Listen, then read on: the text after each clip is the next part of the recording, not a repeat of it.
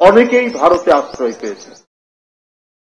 আর ভারত প্রায় আমরা দেখি, আমাদের তো অবাক লাগে যে ভারত প্রায় দেখি যখন আমেরিকায় যায় বাংলাদেশ নিয়ে আলোচনা করার কথা শুনি আমরা সংবাদপত্রে, যে ভারত আমেরিকার সাথে, আমেরিকার রাষ্ট্রপতির সাথে বাংলাদেশ বিষয়ে আলোচনা করছে। আবার আজকেও দেখলাম গতকাল না কবে যে ভারত যুক্তরাজ্যের সাথে বাংলাদেশ নিয়ে আলোচনা করছে। কেন? বাংলাদেশে সরকার নেই, বাংলাদেশে এটি একটি স্বাধীন দেশ নয়, এর একটি স্বাধীন পতাকা আছে, এর একটি স্বাধীন জাতীয় সঙ্গীত আছে। আপনি পার্শ্ববর্তী রাষ্ট্র, আপনি যে রাষ্ট্র, আপনি একটা আলাদা ভূখণ্ড, আলাদা স্বাধীন দেশ। বাংলাদেশকে নিয়ে আপনার এত মাথা ব্যথা কেন? বাংলাদেশকে নিয়ে অন্য একটি দেশের সাথে আপনি আলোচনা করার কে অধিকার দিয়েছে? আমার দেশের কি হচ্ছে না হচ্ছে, আমাদের সরকার আছে, আমাদের বিরোধী দল আছে, আমাদের জনগণ আছে, আমাদের আইন কানুন আছে, তারা কথা বলবে। আমরা আমাদের পররাষ্ট্রনীতি কি হবে, আমাদের নানা বিষয় নিয়ে কথা বলতে পারে। আপনারা কারা যে বাংলাদেশ নিয়ে অন্য দেশের সাথে আপনারা আলোচনা করবেন? যারা লুটেরা, যারা খুনি, যারা আপনারকে হত্যা করে, তাদেরকে আপনারা আশ্রয় দেন।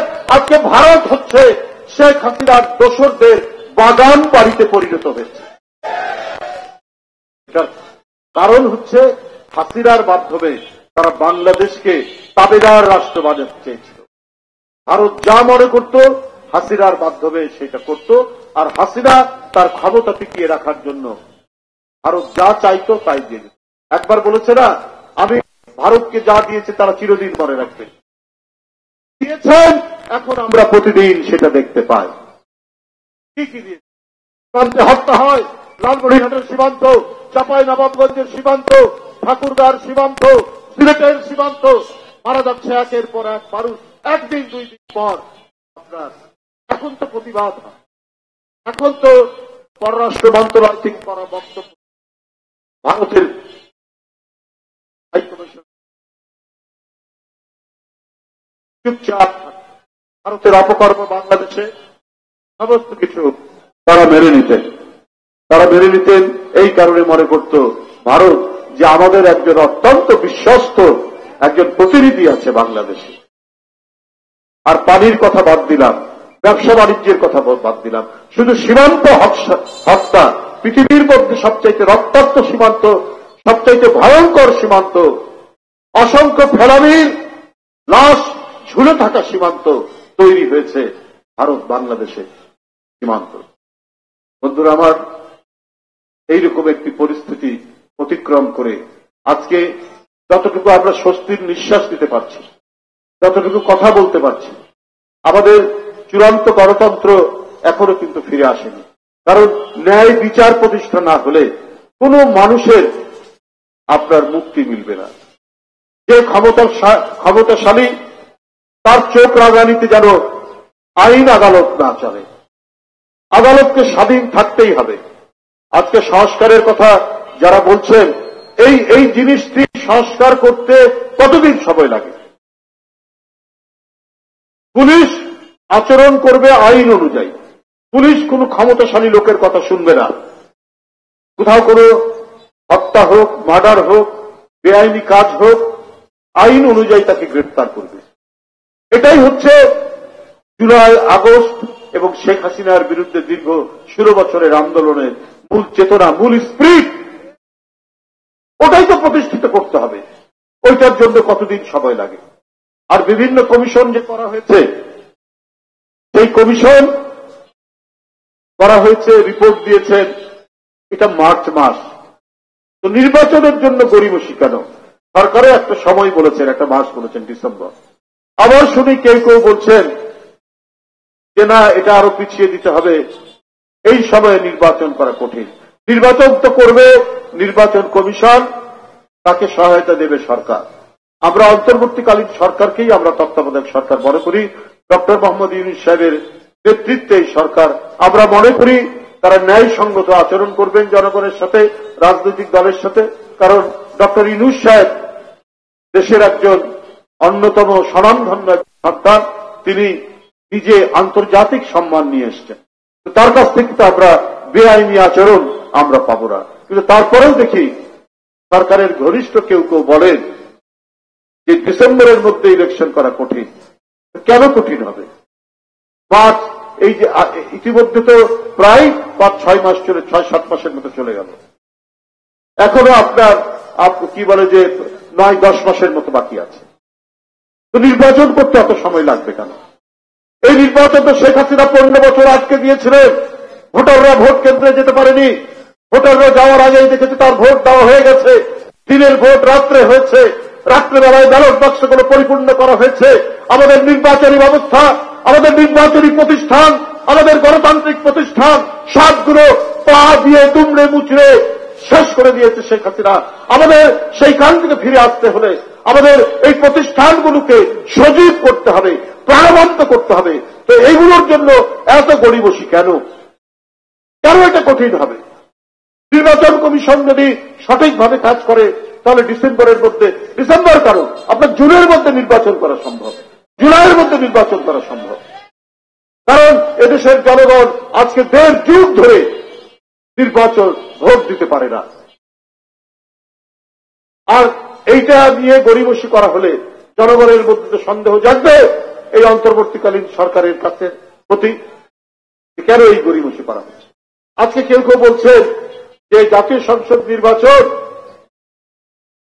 আরেকটা হচ্ছে গণপরিষদ নির্বাচন একসাথে হতে পারে। ভাই, এগুলো তো আমরা বুঝতে পারছি না। আমরাও কেউ কেউ এখানে আইনের ছাত্র, আইনজীবীরা আছেন নাম করা। গণপরিষদ হয় একটা দেশ যখন স্বাধীন হয়, যেখানে কোনো সংবিধান থাকে না, কোন ধরনের আইন কানুনের বিষয় থাকে না, তখন গণপরিষদ হয়। তো সেই গণপরিষদ করতে হয় এই কারণে যে তার মাধ্যমে একটা কনস্টিটিউশন রচনা করার জন্য করতে হয়। তা আমাদের তো একটা সংবিধান আছে, সংবিধানের মধ্যে শেখ হাসিনা অনেক ধরনের ফ্যাসিবাদী আইন কানুন জুটেছেন, কিন্তু এটা তো সংশোধনেরও তো আপনার বিধান আছে। এই আমাদের সংবিধান 72-এ এটা তো অনেকবার সংশোধিত হয়েছে। তো গণপরিষদের কথা আসছে কেন? গণপরিষদ হয়েছে 71 সালের বিজয়ের পর, আবার 1947 সালে ব্রিটিশের কাছ থেকে যখন পাকিস্তান হয়েছে। এখন আবার গণপরিষদ কেন?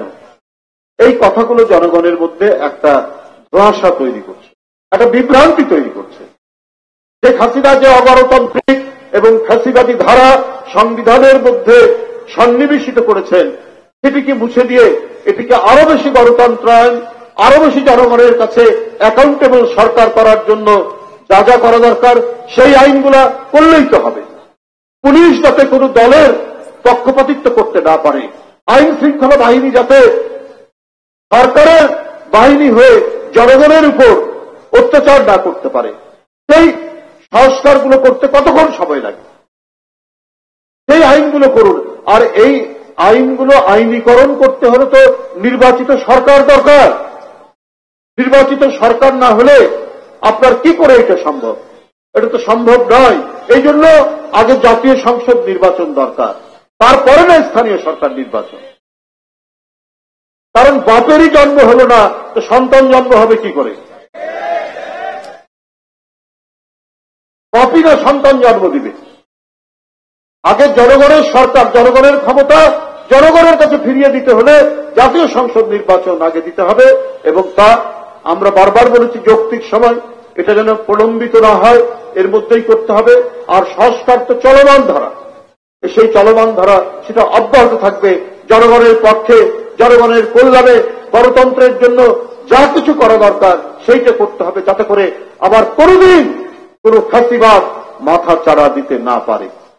যাই হোক, আজকে বাংলাদেশ আমরা বিএনপি পরিবার তারা ইতিমধ্যে যে কাজগুলো করেছে সেই কাজের ধারা নিয়ে এখানে যারা গুলিবিদ্ধ হয়েছেন, বৃহত্তর রাজশাহী জেলার চাঁপাইনবাবগঞ্জের একজন নিহত হয়েছেন, তার পরিবার, এবং এই সমস্ত যারা নিহত, আহত, পঙ্গুত্ব বরণ করেছেন, তাদের হাড় নেই, হাত নেই, যাদের পা নেই, যাদের পঙ্গুত্ব বরণ করেছেন, যাদের দৃষ্টিশক্তি নেই, কারণ পুলিশের ছোড়া শটগানের গুলিতে অনেকে দৃষ্টি হারিয়েছেন, অনেকে অন্ধ হয়ে গেছে।